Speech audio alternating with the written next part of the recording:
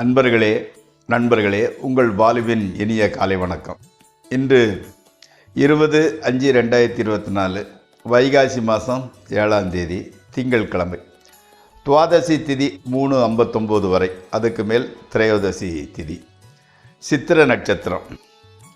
ராகுகாலம் காலையில் 7:30லேருந்து 9 வரை. யமகண்டம் 10:30லேருந்து 12 வரை. நல்ல நேரம் காலையில் 6:30லேருந்து 7:30, சாயங்காலம் 4:30 to 5. அதே மாதிரி சந்திராஷ்டம் மத்தியானம் 3:44-32 வரை கும்பராசிக்காரங்களுக்கு, அதற்கு மேல் மீன ராசிக்காரங்களுக்கு. அதே மாதிரி நீங்கள் அணிய வேண்டிய உடையின் நிறம் வெண்மை, அணியக்கூடாதது பச்சை. சாப்பிட வேண்டியது சாம்பார், அதாவது துவரம்பருப்பு டால் அல்லது சாம்பார், அந்த மாதிரி ஐட்டங்களை நீங்கள் எடுத்துக்கலாம். இப்போது நம்ம நேற்றைய நிகழ்ச்சியில் ஐப்பசி மாதம் பிறந்தவங்களை பற்றிய சில குறிப்புகளை சொன்னோம். மேலும் 2-3 குறிப்புகளை சொல்கிறேன். இந்த ஐப்பசி மாதம் பிறந்தவங்க ரிலேஷன்ட்ட ரொம்ப அட்டாச்மெண்ட்டோடு இருப்பாங்க. ரிலேஷனும் இவங்களை மதிப்பாங்க, இவங்க மீது பாசமுடையவங்களாக இருப்பாங்க. அதே சமயத்தில் ஒருத்தர் செஞ்ச உபகாரத்தை மறக்க மாட்டார்கள். யாராவது ஒருத்தர் செஞ்சால் அதை மறக்க மாட்டாங்க. சமயம் பார்த்து அவங்களுக்கு பதிலுக்கு ஏதாவது பண்ணுவாங்க. அந்த மாதிரி கேரக்டர் தான். இளமை மாறினும் கிழமை தட்டார். அதாவது வயசானா கூட இவங்க வயசாயிடுச்சின்னு நினைக்கவும் மாட்டாங்க. அவங்களோட நடவடிக்கை, உடல் எல்லாமே வயசான மாதிரி தோற்றத்தை கொடுக்காது. அப்போ அவங்க வயசு எவ்வளோ ஆனால் கூட வயசான மாதிரி ஒரு ஃபீலிங்கு வராது. உடம்பு கூட அந்த வயசான தோற்றத்தை கொடுக்காது. ஆமாம். அதே மாதிரி இவங்ககிட்ட பேசினா டைம் பொழுது போவதே தெரியாது. சின்ன வயசில் கொஞ்சம் வறுமையை சந்திக்க வேண்டிய சூழ்நிலை இருந்துக்கிட்டு இருக்கும். அதனால் இவங்களுக்கு விரிந்த ஒரு அனுபவம் இருக்குது. இந்த அனுபவத்தை உபயோகப்படுத்திக்கிட்டு வாழ்க்கையில் அச்சீவ்மெண்ட் பண்ணுவாங்க. அதே மாதிரி நான்வெஜ் சாப்பிட்றதில் கொஞ்சம் இஷ்டம் ஜாஸ்தி, நான்வெஜ்ஜில் விருப்பம் ஜாஸ்தி இருந்துக்கிட்டு இருக்குது.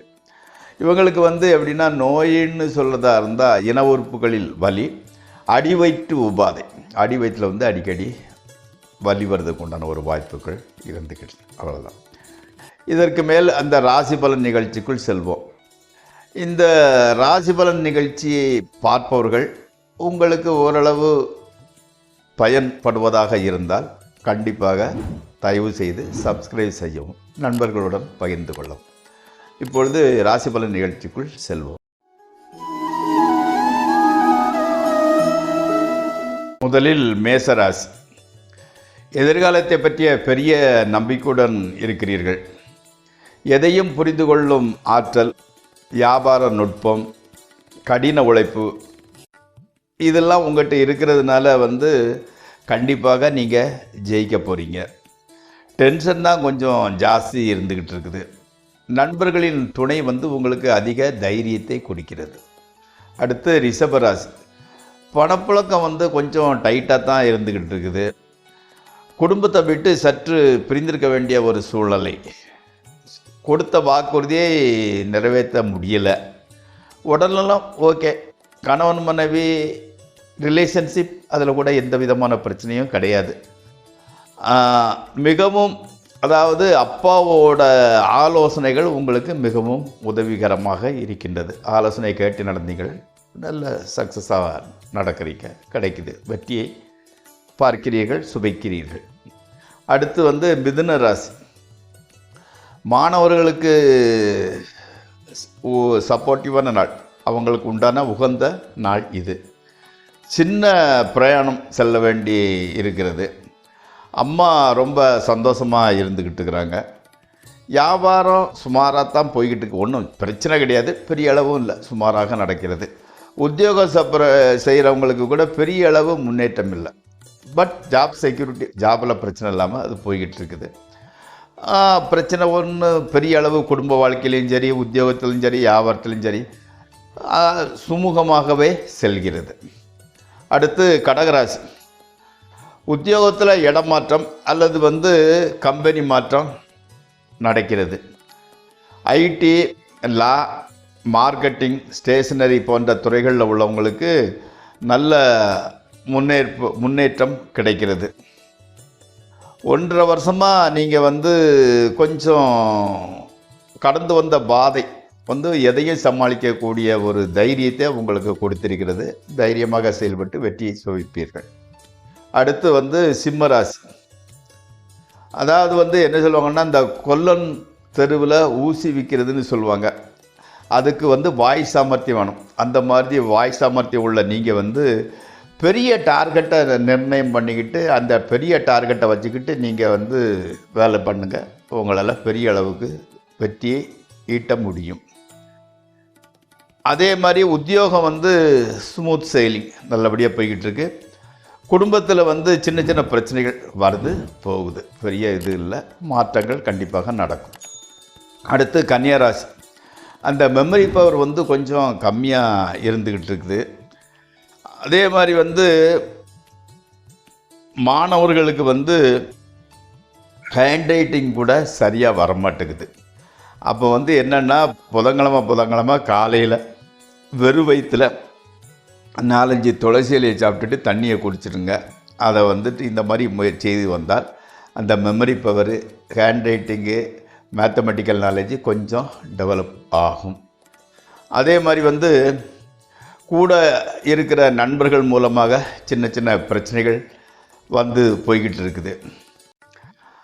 உங்களுக்கு வந்து இந்த ஸ்கின்னு கூட கொஞ்சம் சென்சிட்டிவாக இருந்துக்கிட்டு இருக்கும். ஸோ அதிகம் கெமிக்கல் கலக்காத சோப்பை, சாஃப்டாக உள்ள சோப்பை வாங்கி யூஸ் பண்ணிக்கோங்க. அடுத்து துளாராசி.